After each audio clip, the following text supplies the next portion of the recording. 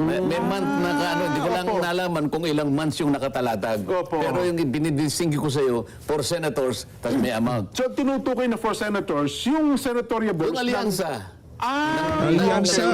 Ng bagong Pilipinas. So, yun ang tinutukoy na for senators na yon. Oh, kasi hindi ba kasama siya? Opo. Kasama si Ping do sa 12 na senatorial balls ng alyansa ng bagong Pilipinas. Ayun. So sa flood control money, Opo. ay nakinabang siya talaga. Dahil naka-itemize yun. Nagamit. Wala muna ako. Gusto ko nga makumpleto muna bago tayo magsalita ng tapos eh. Opo. Nako. Gusto niyang igalang ang mga taong itinuturo ng maraming testimonya kaysa sa taong bayan. Saka gusto niyang mapagtakpan ang mga taong gusto niyang takpan. Ayun. Ang tanong ko, ilang maleta ba ang dahilan? Nako, maganda yan. Part 2 tayo. Part 2 tayo. Mainit eh. Dito sa video na to, bababaran ho nitong si Senator Rodante Marcoleta at nitong si Sir Jen yung naka-itemize na listahan nitong si Adrian Bersamin na kung saan makikita ho doon sa listahan na yun, meron ho talagang naka-allocate para sa mga kandidato ng alyansa ng mga magnanakaw noong 2025 senatorial election. Pero bago yan, isang like at isang subscribe. Masaya na ho tayo at sa mga gusto sumali sa ating community. Yung join button nandyan lang ho sa baba. Re-recta na ho kagad tayo. Wala nang intro. Dito ho tayo sa saganang mamamayan. Babaran ho natin itong mga detalyeng ilalabas nitong si Senator Rodante Marcoleta dito sa video na to. Ping! Huwag ka kasing duwag. Walang nga ka, mag-imbestiga ka. Yan. Mag-imbestiga ka tapos ang usapan. Wala tayong away. Wala tayong problema dito. Mag-imbestiga ka lang tapos ang usapan. Buisit na to. Ano ha? Saan gusto kong balikan yung pinunto nyo kay Adrian Bersamin? Yan. Galing doon. Meron siyang resibo. Yung sabihin kung saan-saan napunta. Sino pinibigyan. Detalyado. Naka-itemize nga. Alam mo, yung for senators, sabi niya, may amount. May column eh. At yung sinasabi ko sa yung for senators, hindi lang naman isang ano yun eh. May period yun eh. May month na ano, hindi ko lang nalaman kung ilang months yung nakatalatag. Pero yung binidisinggi ko sa iyo, for senators, tas may amount. So, tinutukoy na for senators, yung senatorial votes Yung alyansa. Alyansa. Ng bagong Pilipinas. So, yun ang tinutukoy na for senators na yon. Kasi hindi ba kasama siya? Opo. Kasama si Ping do sa 12 na senatorial balls ng alyansa ng bagong Pilipinas. Ayun. So sa flood control money, Opo. ay nakinabang siya talaga. Dahil naka-itemize yun. Nagamit. So, yun ang ginamit. Hindi lang minsan yun ha. Nakita ko may months eh. Opo. So kung halimbawa 3 months or 4 months yun, kwentahin natin kung ilan ang napunta sa kanila. So, ano kayo? Dinistribute kayo sa kayo? Baka naman isang pondo. Kaya nga ang gusto ko nga tawagin niya si Adrian. Ayun. At para naman merong makasagot doon sa akin kung paano ko nakita, patawag niya rin si Congressman Lian Lebiste. Kasi doon ko nakita eh. Ayun. Hindi ko nakita mismo kay Adrian. Kaya sinasabi ko, kay Congressman Lebiste ko nakita. Yun naman ang totoo. Pinakita niya sa akin. Pero ang source po, flood control, 8 billion, meron pa bang ibang mga sources na pinagmulan? Marami. Yung nakita ko nga, dahil nga mabilisan naman yun sa dami ng files. Opo. At meron pang itong mga messages sa mga kilalang tao talaga na hindi mo pwedeng mapasabalian dahil yung mga telephone numbers nandun eh. Text messages po ito. Nagte-text siya, sir, saan ko po i-deliver ito? Magigimbal ka kung sino yung ka-text niya. Ayoko na muna sabihin yun. Ngayon, ito yung ano ko, kaya ang hamon ko, kung talagang ikaw, na sinasabi mo ay Mr. Clean ka, grabbuster ka. Grabbuster yan. Ikaw ay merong moral compass, ano? Ikaw si Holy Willy. Ikaw si Mr. Righteous. Bahala ka sa buhay mo kung gusto mong magpaka-anghel ka kung gusto mo. Okay? Opo. Sabi mo pa nga eh. Mainit tong si Senden. Palakpakan natin. Yan ang pinaka-abangan na sambayan ng Pilipino. Magkaroon tayo ng Vice President, na senator na merong yagba na banggain yung mga bida-bida dyan sa Senado. Yan eh. Kailangan natin na magkaroon ng ganyan. Bakit po kaya palagi kayong pinatututsadahan? Hindi ko siya pinatututsadahan. Hindi ako na may mercenary, Nelson. Palagi ko sinasabi.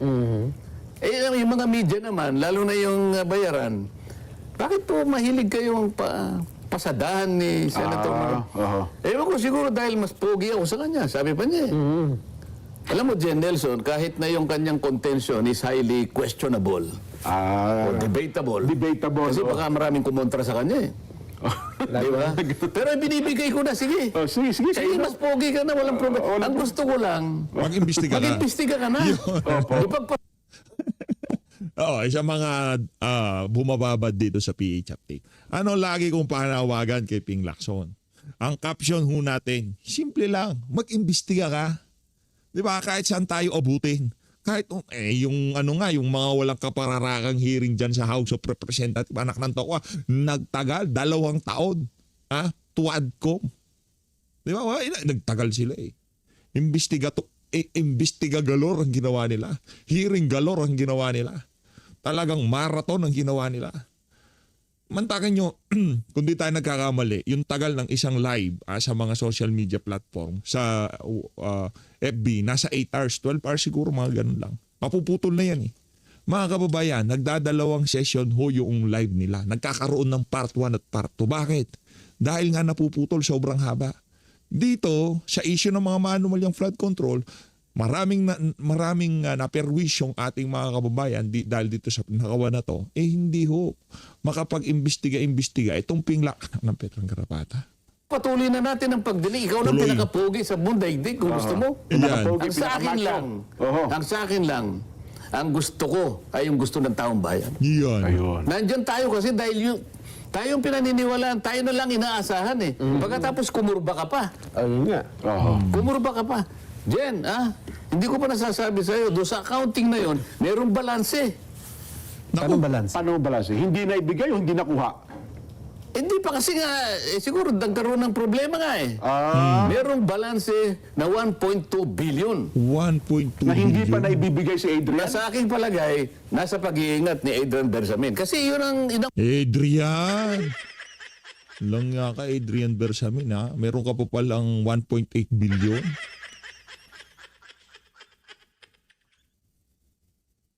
Ba? Tayo na. huling report niya. Nakuha ko yung huling balance Merong opening balance, merong closing balance. Baka naman pocket money na Ngayon, po ni... kung talagang matapang ka, kung talagang lalaki ka, Ping, patawag mo itong dalawa. Yan. Tingnan natin kung hindi totoo yung sinasabi ni Adrian Bersamin.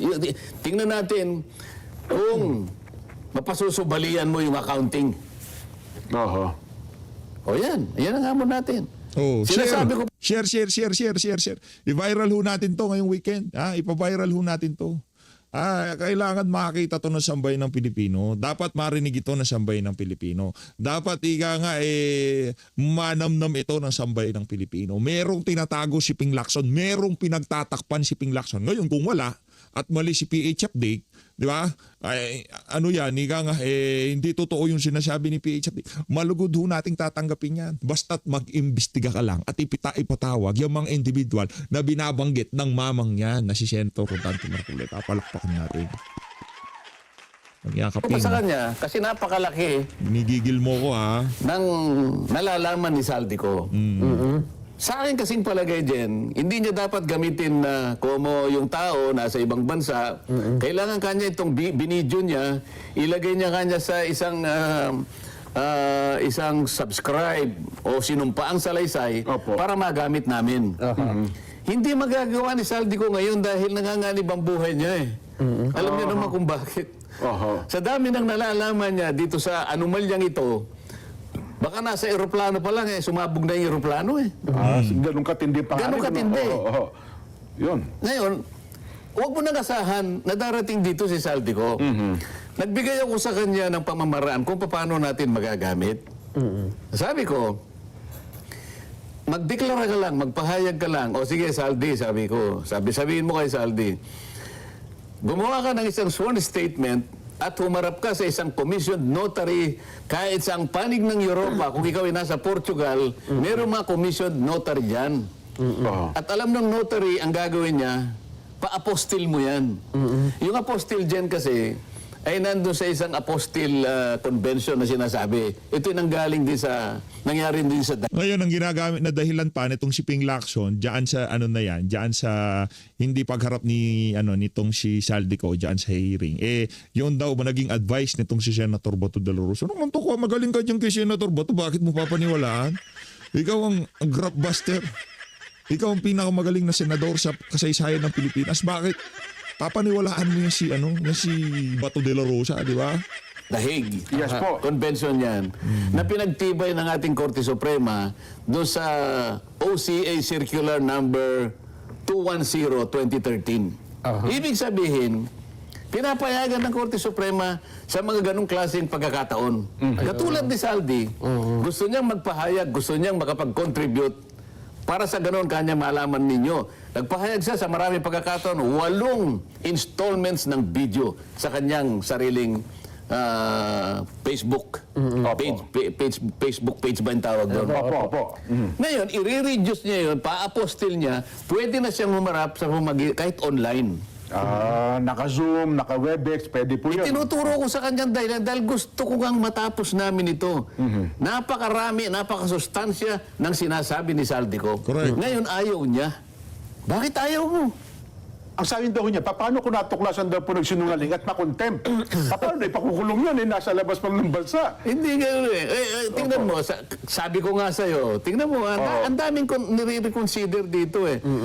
12 yung contractors na kanyang pinagbibira sa kanyang privilege speech. Siguro 2 lang yata ang napatawag doon. Pero yung SunWest na pag-aari ni Saldico, hindi niya pinatawag. Alam mo kung bakit? Yan Kaya ang malita. pa niya sumakay na. Nanghiram ng helicopter kay Saldico eh. Naku po. Oo nga. O yan naman ay pinagtibay na sa nakita ko na yung mga nakasakay sila doon eh. Ako ba nanghiram ako ng helicopter kay Saldico? Hindi. Sinasabi niya kinakampihan ko raw si Diskaya Jen. Nelson. Kasi nga kinakitaan eh. May litrato sila ng 2 mag-asawang Diskaya, nasa gitna siya eh. Ako hindi ko kilala yung mga yun eh. Kaya eleksyon yun ha, eleksyon yun. Pagkatapos akong pagbibintangan niya, na kinakampihan ko ang Diskaya. Panahon ng eleksyon, bakit ka nandun sa gitna ng 2 mag-asawang Diskaya? Ang dami kong itatanong sa kanya ngayon eh. Pinagdiskitahan mo ako eh. Samantalang ang gusto ko lang, tulungan kita. Alang-alang sa tao. Alang-alang sa bayan. Nagalit ka pa sa akin. Ano ba talagang problema mo? Di ba? Meron pa ako sinasabi. Doon sa isang pagpapahayag ni Saldico, binanggit niya yung 30 Tamarind Street, sabi ko. Ay, may address nga doon. Kaya kinakailangan tawagin mo ako si Yusek Jojo Cadiz. Nabanggit yung pangalan. Kasi, matibay yung kanyang pagpapahayag. Sabi niya, yung 1 billion ay diniliver ko sa 30 Tamarind Street, South Forbes. Sang-ayon sa utos ni former Speaker Martin Romualdez. Doon ko i-deliver dahil drop-off point yun. Ngayon, ang sinabi niya na tumanggap ng pera, drop-off point, ang sabi nila, yung pera na yun ay di-deliver naman sa bahay ng Pangulong Marcos. Sa Aguado daw. Aligasyon niya na yun, ha? Ngayon, para malaman sana natin ang totoo, ipatawag mo kasi pangalan ng Pangulo ang nakasalalay dito. Kaya tayo mong ipatawag.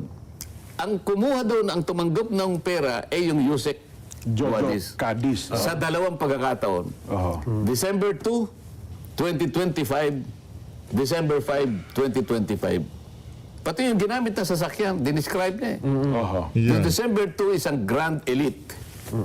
December 5, 2 Grand Elite na ang ginamit. Dahil 800 million yun. December 2, 200 million. Kaya kailangan 1 billion ang diniliver. Dinescribe na sasakyan ni Yusek Jojo Cadiz, isang black na Fortuner, kasama yung driver.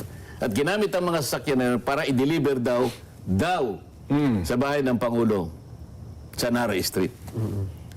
Di ba mabuti na tawagin mo yun kasi pati pangalan ng Pangulo nadawit na eh. Ayaw niyang tawagin si Saldico. Ito yung pinag-uusapan natin eh. Patawag mo. Ayaw niya talaga na makumpleto yung picture. Yan. Ikaw ba, Jen, nagdo-drawing ka ng tao? Naidrawing mo na eh. Opo. Oho. Hanggang balikat, pero yung ulo wala. Sa palagay mo ba Ipirmahan. sa palagay mo may say-say yung drawing mo? Kahit saan patimpalak ng drawing sa buong mundo na isasubmit mo yung drawing mo, Opo. Di mo walang nanalo. tatanggap yan eh. Kulang. Kahit na maganda yung pagkakadrawing mo mula sa talampakan hanggang balikat, Kung walang ulo ba yun? wala namang ulo eh. Oho. Pipirma ka ba? Ipirmahan mo. Ito yung problema eh. Ngayon, pinipilit niya na pumirma kami. Kami pa ngayon ang may kasalanan kung bakit daw nabibinbin ang kanyang pagdinig. Ano naman ang connection din ng pagpirma sa namin sa pagpapatuloy ng pagdinig? Yan, wala. Oo nga, no? Ikaw nga magsalita, Ayun Nelson. nga doon hindi namin maintindihan. Kasi kahit hindi na... Akala ko ako lang hindi nakakaintindi. Tinanong ko nga doon sa magtataho eh. Aha. May mali po yung kanya. Opo. Mali po yun. Kasi Wala po akong makitang magtataho lang yun ha. Wala po akong makitang connection, sir. Oho. Hindi, alam mo, kaya kita tinanong para makasiguro ako eh. Aha. Kasi baka Kayang hindi sync sa reality. Ano? baka kayo lang ako, din baka makaintindi. hindi na ako in sync with reality. Medyo pangit na patama yun. Sabi ka na, kailangan magising ako kung ako ay nananaginip. Ayun nga. Opo. Di ba? Eh sabi na hindi po, wala pong connection, sir. Ako po kanya gusto ko magpatuloy. Dahil ang sinabi po ninyo, incomplete pala yun, partial pala yun. Dapat lang ituloy. Eh sabi nga niya, hindi nga niya may kukontinue kung hindi kami pipirma. Sir, huwag kang pipirma, sir. Sabi niya. Oho. Wala pong connection. Oo nga, no? Hindi ko po minamaliit yung magtataho. At saka nakapagtataka din nun, Nelson, kasi mismo sa grupo niya sa majority, yung mga kasama sa majority, parang hindi pumirma eh. Ayun nga. Di ko ba? Eh, di ba niya naisip yun? Oo. Sino ngayon ang wala sa hulog? Yun ako. Oo Ayan. nga, no? Kanina pa sinasabi ko yung kanyang inconsistency. Meron siya nakitang papel. Aba, talagang kung ano nang umikot sa isip niya. Oho. Naisip ko tuloy yung kwento tungkol sa isang boksingero, Nelson. Buksingero po, oh. Alam mo yung kwento ron? Hindi ko po, yan ah. Alam mo yung boksingero dyan? Opo. Dahil sa practice ng practice yan eh. Kailangan talaga yan. Kapag hindi ka nag-practice, lalo na kung maganda yung premyo, di ba? At halimbawa, Saka sanay talaga niya, ibang nasa, klase. halimbawa, World Championship na to. Oo. Abay, halos lahat ng panahon ng buhay mo, ilalaan mo sa practice. Halos mapugto ang hiningi mo dyan, sabi nga niya. Habang pagsasanay. Dahil sa kapa-practice mo dyan, kamukha ni Ping. Oo. Pulis yan eh. Ha? Ganun na nakagawi yan eh. Yung boksingero, kahit natutulog yan, Opo. pag nakarinig ng batingting yan, tatayo yan, gagano ganun. Ganun mo ba? Nung pagtayo niya, nakita niya, sorbitero pala yung nagbibitingting. Aha. Anong ibig ko sabihin? Ang bilis niyang gumawa ng isang hakbang eh. Ikaw, shipping pala ako wala sa hulog eh. Alam niyo mga kababayan, ganito kasi yan, di ba? Nakita ko na yung ano na yun ni Ping na meron siyang meron siyang presko, meron siyang ganito, meron siyang ganyan. Hindi na natin kinontent. Pagkatapos nung sagutan na dyan sa Senado, nung tumayo itong si Sendante, nung tinangka niyang tanungan itong si Ping Lacson at naduwag nga naman itong si Ping. Kinabukasan, kagyat nagpatawag ng press con itong si Ping. Nakita ho natin siya na lumabas sa feeds natin. Pero alam na natin, kumbaga tansya na natin, dahil nga yung laman ng kanyang privilege speech, yung sinasabi niya meron siyang ibubulgar dahil dun sa 500 milyon na di umano linalabi nitong si Sendante Marcoleta na project o insertion o kung ano man ang tawag dyan. Ito, sinasabi, hindi naman pinapasinungalingan ni Sendante. At di rin naman natin sinasabing masama yan, okay? Hindi na sinasabi, nagiging masama yan kung halimbawa ako, congressman ako. Two-rider party list ako. Hindi yung one-rider, ako two-rider party list ako. Tapos yung tatay ko, contractor. Contractor, ako ang congressman. Ang tatay ko, siya ang contractor. Ngayon, congressman ako, maglalabi ako ng project, kukuha ako ng project, kung ano-ano. Makikipag-dikit ako sa pamunuan ng House of Representatives para merong matrabaho yung construction company ng tatay ko. Iyon naman, doon tayo may problema. Pero kung pirma lang ng isang congressman yung proyekto na yan at meron namang pag-aaral, merong tawagin feasibility studies, yaang proyekto na yan na talagang makiging kapakipaghinabang kung sakaling na-implement at nagawa ng maayos at hindi substandard at the ghost project. Binigay kay Cabral, binigay sa DPWH, kay Bunuan o kung sino man, wala na kung pananagutan yung congressman doon. Diba? Hanggang wala ho siyang kamag-anak na nakialam doon sa proyekto, wala ho siyang, hindi ho siya naglabi during bidding process, wala ho siyang linabing contractor para trabahuhin yung proyekto. Ngayon, ibang usapan kung itong si Rodante Marcoleta mapapakitaan tayo ng ebidensya na naglabi siya, meron siyang rinikomendang construction firm, ang kanyang anak na si Senator ay Congressman Paulo Marcoleta ay siya palang contractor, ay ibang usapan na ho yun. Diba? Ibang usapan na yun. Doon na natin kikwestiyonin itong si Rodante Marcoleta. Pero hindi niya pinapasinungalingan at sinabi niya na talagang mayroong feasibility study, pirma lang yun at ibibigay doon sa mga kinauukulan sa DPWH. Sino nga ba naman itong Rodante Marcoleta para hindi pagbigyan? Kung mahalay mo nga ba naman itong tulay na to, talagang ang laking problema namin sin pagka bumabagyo. Umiikot pa kami doon sa 3 barangay. Ito pagka nagawa to, isang diretso na lang. Wala pang 1 minuto, nakatawid na kami dyan. Di ba? Ang napakaganda niyan. Si Sen Marcoleta, tama, maganda nga to. Bigay natin sa DPWH. Magkano yung project? 500 million. Wala na akong pakialam dyan. Basta ibigay ko ng dokumento. May yung studies, lahat nandyan na. Walang problema. Pero pagdating during bidding, during construction, wala na akong pakialam dyan. Basta ako, ibinigay ko sa kinauukulan yung concern nyo, yung request nyo. Hanggang doon lang. Wala akong problema doon. Pero pagka kayo nakialam na, doon sa pagkatinatayo na yung mga proyekto na yan. Ba? Kunyari, kung halimbawa si Rodante Marcoleta ay nakialam, makakalaban na ho tayo dito sa PHFD. Maghiwalay na tayo ng landas. Ika nga, when I see you again. Napanood niyo ba yung meme na yon? Nung si Vin Diesel at saka itong si Paul Walker, maghihiwalay na sila ng Ganon ang mangyayari sa amin ni Senator Rodante Marcoleta. Siyempre, nakalihis na ho sa ating prinsipyo yun. Kaya hindi na ho natin susuportahan kung ano man yung mga banat nitong si Sendante. Kung sakaling involved siya. Pero ba sa ating nakikita, kasi kung involved yan, matagal na hong lumabas yung mga issue na yan. Uunahin ho nila yung mga kalaban nila sa politika kaysa kay Martin Romualdez, kay Adrian Bersamin o kung kanino pa man na nakakaladkad ang pangalan dito sa napakalaking iskandalo na to na mapahanggang sa ngayon hindi pa rin ho nabibigyan ng kasagutan. Tuloy. Pero walang, kamukha nung binanggit ko kanina, hindi ko naiisa-isahin. Hanggang doon lang siya, gagawa ng ganito, ganyan. Ngayon, ito hinahamon kita ngayon. Yan, hamon na yan. Hinahamon kita. Ito, hindi na, wag na natin isama yung patay. Igalang na lang natin dahil yung tao ay nagpahinga na. Wala na. Yan, kukulang paggalang, ibigay na lang natin. Pa-i-examine mo yung kanyang sa ombudsman. Ayaw, paano i-examine ng ombudsman? Tanging yung patay lang ang makakapagsabi kung makakapagsalita pa. Ngayon, kung dahil sa namayapa na si Jose Cabral, nasa sayo kung gusto mong isabi na yung sepulturero.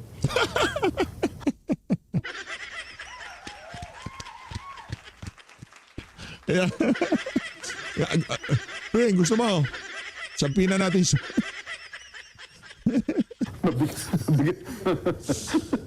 Alam mo, kinakailangan natin basagin talaga ito kung ano ano talagang gusto mo? Nahamon kita ngayon. 3 bagay nga Opo. 3 bagay nga Ipapatawag mo ba si Bersamin? Ipatatawag mo ba si Lian Libiste? Libiste? Hindi, isa yun. Yung dalawa na yun. Jojo Cadiz? Yeah. Yung hamon ko sa'yo na pag na-apostil ba ni Saldico, Ipapatawag siya.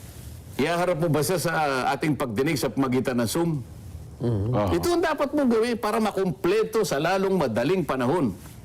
Ito ang hinahangad ng taong bayan. Nagsisikip ng dibdib nila, lalong-lalo na sa panahong ito.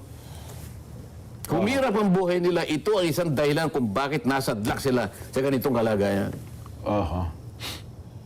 Pero yung sa nga mo, pag naipakita ko ba, yung kahilingan ng ating SP, dahil sa kanyang pananaw na maaaring dapat niyang i-endorse yun. Makakatulong naman sa constituents. Dadaling ba sa ombudsman yun? Pupunta ka ba sa... Hindi, tatawag ka ba ng press con at sabihin mo, tsakin nyo kung ito'y na-implement at na-implement bang mabuti ito. Ganyan. O yan ang maliwanag na hamon. Ngayon, kapag hindi mo tinanggap ang hamon ko, tao na ang hahuhusga sa'yo. Oho. Ayaw mo ipatawag si Bersamin at saka si Congressman Lebiste, tao na ang suhusga sa'yo. Meron silang resibo. Opo. Isabpina mo, duces tecum, ad testificandum. Kasi dalawa yun eh. Yes po, oo. Yung duces tecum, yung dokumento, Dokumento. ad testificandum, kinakailangan mag-testify. Yung katawan, yung may tao mismo. Oho. Oo. Oo. At si Lian, ganun din, kasi meron siyang kopya. Pagharapin natin sila. At dyan makikita ng taong bayan kung sino ang nagmamali-malinisan dito. At kung sino yung pumoporma na akala mo moral crusader. Tingnan natin. Oho. Pero sa tingin mo, magpapatawag pa po yun, Sen? Parang wala nang balak magpatawag ulit eh. Hindi, Pag Luribon? baka kinakailangan niyang tugunin ang hamon ko eh. Kasi sa ngayon, wala na siyang balak magpatawag. Oho. Yung patibong nakikita ko na. Nakikita ko na yung patibong. Kapag ka pumirma yung majority, Jen, Oho. bakit ko ipapatuloy ito pumirma na kayo? Oho. Sa rules natin, sa regulasyon natin, pagka nakapirma ng majority, yun ay signal para reported out na ito. Ayun nga. At ito ay ipagtatanggol ko na sa plenaryo. Ano man ang maging hugis nito, wala na akong problema sa inyo kasi nakapirma na kayo rito. Tapos na tayo. Tapos na rin ang inahangad ng ating taong bayan dahil hindi na nila makikita kailanman. Hindi na matutuldukan kailanman kung sino ang may kasalanan Nako. sa karimari-marim na pagnanakaw sa kaban ng bayan. Hindi kaya mas magiging malaking kahiyan yun, Sen, pagka matapos kayo pumirma, lalo sa hindi nagpatawag? Nasa sa kanya yun. Di ba? So mamili siya ngayon. Oho. Hindi yung pakwento-kwentong kutsero na lang ang... Ito malinisan, malinawan. Magkalinawan tayo talaga. Tungkol sa Tamarin Street, alam mo ang ginawa pa niya? Sa kagustuhan niya, na yung Tamarin Street na yon ay hindi kay Romualdez. Opo. May nagpatawag. Naalala, nagpatawag siya ng ano eh. Nagpatawag siya ng dalawang nakata. Opo, oo. Kagagawan niya yun, ha? Hindi niya pinakita yung pangalan at ang sinabi niya sa amin, nag-submit sila ng sworn statement kanya, alam ko ang tunay niya. Sila nga nakakaalam. Oho. Sila nga nakakaalam ng tunay na pangalan ng dalawang babae na yan. At sila nga nakakaalam, sila ang may hawak ng sworn statement kung meron man talaga na binigay. Sapat kami, wala kami hawak eh. Ganun ba? Yung sana ang pagbabasihan ng aking pagtatanong. Oho. Ito pa nakakatawa, Jen, Nelson. Yeah. Nung ako na magtatanong sa kanila, Ang sumasagot Iba siya. na sumasagot. alam mo ba kung sino yung sumasagot? Ayun nga. Hindi, sino yung Yung sumasagot? chairman po ng Blue Ribbon, Hindi nga ako viral sa social makapaniwala. media. no? Akala ko naman, yung umpisa lang, introduction niya lang, di nagpatuloy ako. Opo. Pagtanong ko uli, siya na naman ang sumagot. Pangatlo, siya na naman ang sumagot. Nakalima ako ng tanong, limang sumagot. Sasabihin ko sana sa kanya, teka muna, Ping. Teka muna, Ping. Dapat sumumpa ka muna eh. Oho. Kasi ikaw sumasagot eh, pero hindi ka pa sumumpa eh. Pero hindi niyo ginawa. Hindi ko ginawa eh. Bilang paggalang. Bilang Teka muna, paggalang Ping. ko sana sa kanya, pero hindi wala nang kagalang-galang eh. At ang gusto niyang igalang, yung mga taong kasangkot dito sa pagnanakaw na ito. Ayon dun sa mga testimonya. Wala muna ako, gusto ko nga makumpleto muna bago tayo magsalita ng tapos eh. Opo. Nako. Gusto niyang igalang ang mga taong itinuturo ng maraming testimonya kaysa sa taong bayan. Oh. Saka gusto niyang mapagtakpan ang mga taong gusto niyang takpan. Ayun. Ang tanong ko, ilang maleta ba ang dahilan? Nako, Nako, mabigat matindi po. yan. Ilang maleta ba ang dahilan? Nako, yan na nga ho ba sinasabi natin? Ito ang problema dito eh. Pagka ganyan na nagtanong itong si Senator Rodante Marcoleta, hindi ka naman magtatanong ng ganyan kung walang ano yan. Kundi mabigat yung mga kargada, wala ho siyang nalalaman, di ba? Ika nga, wala panigurado ho tayo. Meron ng alas itong si Senator Rodante Marcoleta diyan sa maleta-maleta na yan. Ang tanong, ilang maleta ba, Ping Lacson? O yan, ano. Pero teka lang, hindi ba kasama sa challenge yun, Sen, yung 18 dating sundalo? Sinabi ko nga yun eh. Oo. Hindi lamang eh. May Diba patawag din, oh. Si Chavit, sinabi ko. Ang Ayun, pinaka-importante dito si Saldi ko. Itinuro ko na sa kanya ang pamamaraan. Pero hindi niya pinansin kasi alam niya totoo at alam niya tama eh. Aha. Oh, hindi sinadjust ng kanyang mga sariling mga abogado sapagkat siya nagsabi, may hina yung mga staff niya. Siyang nagsabi, hindi ako. Opo. Sa press ko nata. Meron press ko, sinabi niya, Sir, kailan po ba niyo Ilalabas yung inyong... ilalabas ko kasi mahina yung staff ko eh. Tinanong ko nga sa kanila eh. Tatango-tango lang. Mahina eh. Ay, isip-isipin mo, pati yung paggawa ng report eh, i-delegate sa mga staff niya. Hindi pwede yun eh. Aha. Kasi dapat bilang chairman, Ba't parang ako lang ang nagsasalita rito kayong dalawa? Kaya nga parang po, tahimik sir, na tahimik. bilang chairman, dapat siya ang talagang mangunguna sa paggawa ng report na yon. Di ba? Pero ito bang yung kanyang chairman's report, sila na ba may gawa nun o mga staff pa rin nila? Hindi nga eh. Wala naman sa tuntunin namin na gagawa ko ng chairman's progress report. Oo. Sabi ko nga sa'yo, i-analyze mo, walang katuturan yun eh. Kaya siya nag-deliver ng privilege speech para doon sa kaprasong papel na ipakikita niya. Ayun Na yun talaga. ang ginamit niyang dahilan para magpakalat sa media na siraan niya ako. Aha. Sana may mapaniwala siya. Yan. Ay mukhang walang pumikap Hindi, kinabukasan. sana. Ako umaasa ko, may mapaniwala sana siya. Aha. Para kahit paano, gano'n namang Aha. katuparan yung kanyang pangarap.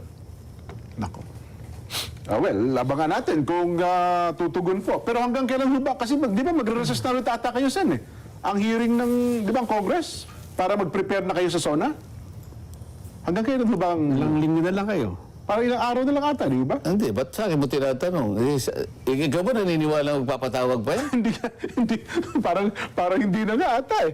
Feeling ko wala na eh. Isip-isipin mo naman, bago raw siya magpatawag ng panibagong hearing, kailangan pumirma kami. Oho. Paano ka pipirma sa isang report na hindi kompleto? Yun ang problema eh. So, ginagawa niya ngayon, bina-blackmail niya kami. Bina-blackmail yan. Tama ba yun? Mali Pero yan. isang mali. empleyado, halimbawa dito sa atin, halimbawa itong cameraman natin na gwapong ito, itong nasa harap ko. Opo. Yan. Hindi ba, bago siya nakuha ang cameraman, Napatingin niya ako, talaga gwapo eh. hindi ba naman gwapo Oo, yan? gwapo. Alam niya yung tungkulin niya, di ba? Eh, siyempre po. Kaya sa kinuha, dahil una, competent. Competent, Sa number one trabaho, kaya niyang gawin. Kaya meron Tama. silang kontrata ng ating istasyon. Yes po. Okay. So, ito yung trabaho mo. Ang istasyon naman, ito ang kanyang obligasyon sa kanya. Siyempre po. Pwede ba niya sabihin na isang araw, Sir Jen, hindi mo na ako makakapasok ngayon. Opo. Bakit naman? Basta ayaw ko. Kung gusto mo akong pumasok ngayon bilang cameraman, pautangin mo muna ako. Nako. Tama ba yun? Ba't ba ko bibigyan ng kondisyon? Gano'n ang ginawa niyang good. Bago ko ipagpatuloy ang aking gawain, sabi niya. Pirmahan niyo muna na ito. ibig sabihin, dinggin natin ang mararaming tao para makumpleto natin ang report na to. Oo. Pumirma muna kayo. Bakit ka magbibigay ng kondisyon, Jen? Nelson? Mali Tingnan mo. talaga. Mali talaga. Tama ba yun? Nung una pa lang natin narinig yung kondisyonis na yan, nagalit na ho tayo. Nag-alburuto tayo dito sa PHFP. Dahil mali ho talaga yun. Diba? Huwag mong isaalang-alang yung iyong obligasyon dyan sa Blue Ribbon Committee doon sa pirma na gusto mong makuha sa iyong partial committee report na yan. Diba? Ngayon, kung ayaw nilang, hindi pa kayo satisfy, hindi ayaw nyo dito sa partial committee report, tabi muna natin. Tuloy natin. Patawag natin, lahat ng gusto nyo patawag, dinggin natin, lahat ng gusto nyo marinig. Okay? Pagkatapos yan, saka tayo gumawa ng panibagong partial committee report. Pagkatapos natin pinatawag yung mga gusto nyong ipatawag, pagkatapos nating narinig yung mga gusto nyong narinig, at hindi pa rin kayo pumirma dito, wala na sa akin ang pananagutan. Kasi kailangan na natin nga mapag-usapan ito eh. Di ba? Ngayon, ito na. Kasi hinihintay tayo ng sambayan ng Pilipino. Naghihintay ang ating mga kababayan. Gusto nilang malaman kung ano na yun. Kumbaga yan kasi parang progress report yun eh. Para sa ating mga kababayan, sa sambayan ng Pilipino, na ang Senado ay nagtatrabaho in aid of legislation para hindi na maulit itong nakawan na to. Ngayon, pagka hindi pa kayo pumirma, pagkatapos nyo narinig, pagkatapos natin pinatawag yung mga gustong ipatawag, ibang usapan na yan. Doon na natin banatan yung mga nasa minority at majority na ayaw pumirma dyan sa committee report, partial committee report. Diba? Ngayon, kung napakarami pang kulang at gusto mo magpapirma, kagaya na sinasabi ni si Senator Rodante Marcoleta, trap yan. Iba. Tama lang yung naging desisyon ng mga kasamahan niya na hindi pirmahan yung basura partial committee report na yan. Kaya tingin ko, wala na siyang balak magpatawag Wala na.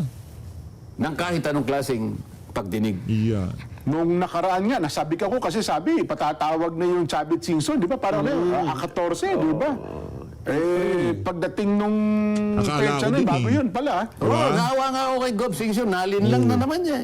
ganun ba? April 14 ang nakalagay. Kasi pinuntahan pa yung sa opisina si Senator Ping, di ba? Oo, pati nga ako, binigyan niya ng kopya doon sa sulat. Kaya alam ko ito Binigyan ako ng sulat. Sinulatan niya si Ping at si Senate President Soto. At ako para ipaalam niya na siya ay gustong tumistigo. O ngayon, si Ping naman, kagaya na sinasabi ko, ayoko na siyang tawagin na senador. Si Ping naman, pinagbigyan siya. Senador. Lalaki si Ping. Alam ko may period siya pero lalaki yan. Strong nga di ba? Lalaking siya, di ba?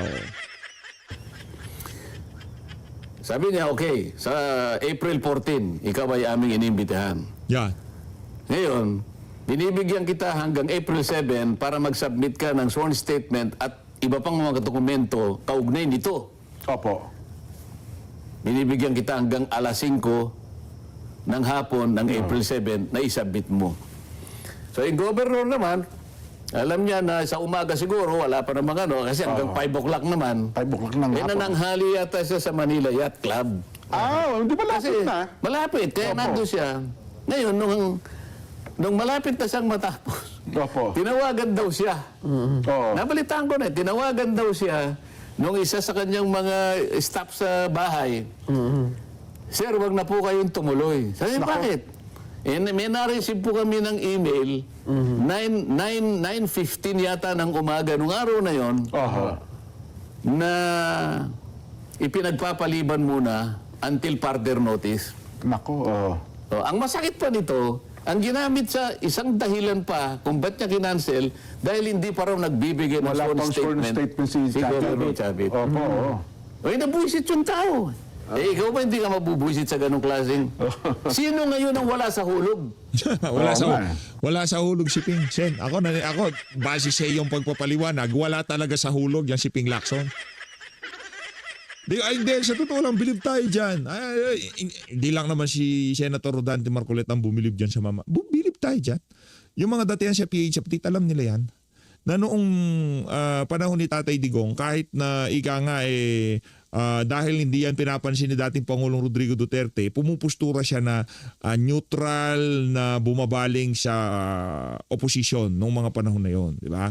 Bumabanat siya na sa mga bagong leader ang nakikita kong magiging susunod na presidente si Sara Duterte. Meron siya mga ganung bitaw naman, kumbaga, nasa hulog naman siya noon. Pero noong nag-umpisa na siyang recruit ng alyansa ng mga magnanakaw dyan sa Malacanang, doon na nagkahindot-hindot ang political career niya. Kaya nga ang tanong ni Senator Rodante Marcoleta, gaano karaming maleta ba anak ng Petrang Carapaz? Sino wala sa hulog? Alas 5, yung tao nandun na sa Manila Yacht Club. Pagkatapos makapananghalian, pupunta at ibibigay yung kanyang sworn statement. Yung pa yung ginamit mo sa dahilan. Kaya mo kinancel. Nako. So, ang tanong mo, sinasagot ko lang yung tanong mo kung may balak pa talaga magpahiring ito. Nako, mukhang... Sana magpahiring ka, pero ang kaunahan mong hiringan, yung ihabon ko sa'yo, tawagin mo si Adrian Bersamin, tawagin mo si Congressman Lian, at pagkatapos tawagin mo yung Jojo Cadiz, at tanggapin mo yung apostilled na statement ni Saldico, mag-zoom tayo, at pagkatapos isama mo na yung 18 ex-soldiers na hayagang nagpahayag ng kanilang kagustuhan at kanilang kakayahan na mag-contribute sa ikahayag ng katotohanan sa likod ng maanumalyang flood control na yan. Anyway, Sen, bumati Bati mo na ta. Pambati mo tayo, pampalubag loob at Mainit pampababa si ng Sen. tensyon. Ano? Happy 70th birthday po kay Brother Nari. Etong si Sir Jen, di ako binabati. Pa-shoutout naman ako, Sir Jen. Isa shoutout lang dyan. Ako, avid fan ako ng saganang mamamayan eh. Talaga sinusubaybayan ko yan kahit saan, nagluluto, lahat to ng oras, basta yan saganang mamamayan din eh. Talagang sinusubaybayan ho natin yan. Kaya naman, Sir Jen, baka naman pa-shoutout to. Isa shoutout lang kay PH Update. Masaya na ho tayo dyan. Hayun na nga mga kababayan, dito na natatapusin ang ating reaction video. Maraming salamat sa pag-support sa PH Update. Wala sa hulog si Pinas. Mahalin natin ang Pilipinas.